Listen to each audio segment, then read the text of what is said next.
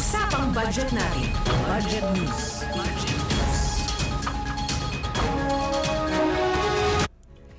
Nasa Legazpi City ngayon si Department of Budget and Management Secretary Mina Pangandaman para sa ilang programa ng ahensya na inilunsad para sa rehiyon.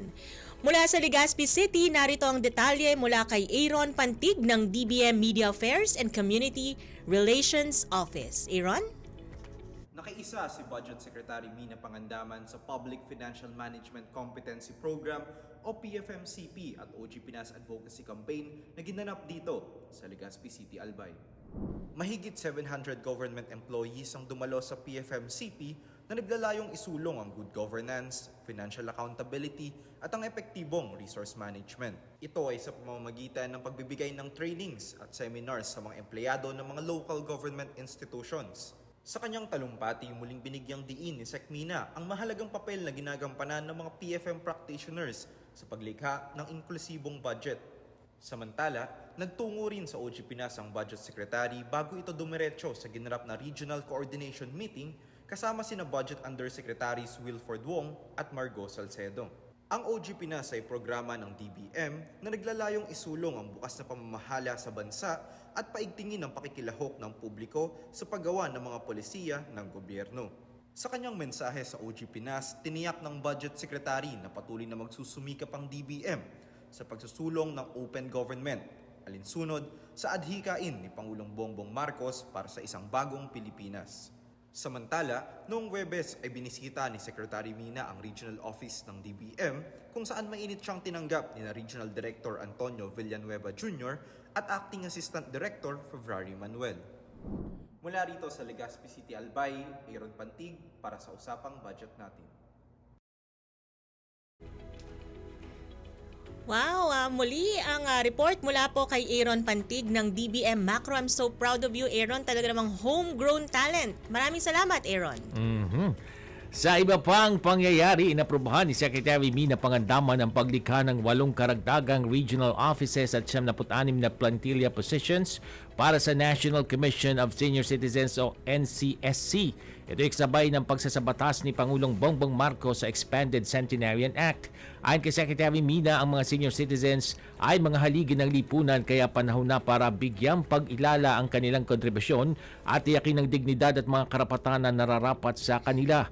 Layunin ng NCSC na ipaglaban at palakasin ang ugnayan sa pagitan ng mga stakeholders at senior citizens, tiyakin ng matagumpay na pagpapatupad ng iba't ibang programa at serbisyong nakatuon sa pagpapabuti ng kalusugan at kabutihan ng mga senior citizens, at lumikha ng isang kapaligiran na sumusuporta at tumatangkilik sa kapakanan ng mga nakatatanda alinsunod sa adhikain na Bagong Pilipinas ni Pangulong Bongbong Marcos. Sa iba pang balita, 175.9 million pesos ang nakalaang budget para sa Department of Science and Technology, Philippine Council for Health Research and Development.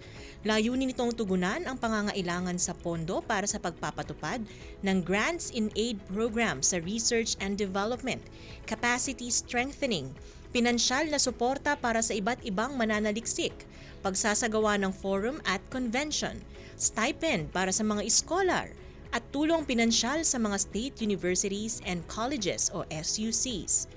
Nauna na ang naglabas ang DBM ng higit 25 million pesos para sa regular na pangangailangan sa operasyon ng DOST-PCHRD para sa unang quarter ng taon. Ayon kay Secretary Mina, ang pag-invest sa health research ay para sa mas malusog at mas matatag na kinabukasan ng bansa. Sa iba pang tampok na balita, good news naman para sa mga kabataan natin sa Bangsamoro Autonomous Region in Muslim Mindanao o BARM. Inilabas ng Department of Budget and Management ang higit 212 million pesos na pondo ng Ministry of Social Welfare and Development sa rehiyon para sa unang quarter ng 2024. Bahagi ito ng higit 3 billion pesos na inilaan para sa BARM na direkta namang inilipat mula sa alokasyon ng DSWD Central Office upang ipagpatuloy na maipatupad ang mga programa ng DSWD tulad ng Pantawid Pamilyang Pilipino Program, social pension for indigent senior citizens, supplementary feeding program at ang pagpapatupad ng Centenarians Act of 2016. Ayon kay Secretary Mina, patuloy na magbibigay ng kinakailangang tulong ang DBM sa ating mga kapatid sa Mindanao na bahagi ng panawagan ni Pangulong Bongbong Marcos para sa isang bagong Pilipinas kung saan ang pagkakapantay-pantay at pagkakaisa ay mahalaga. At yan ang mga tampok na balita sa ating Budget News.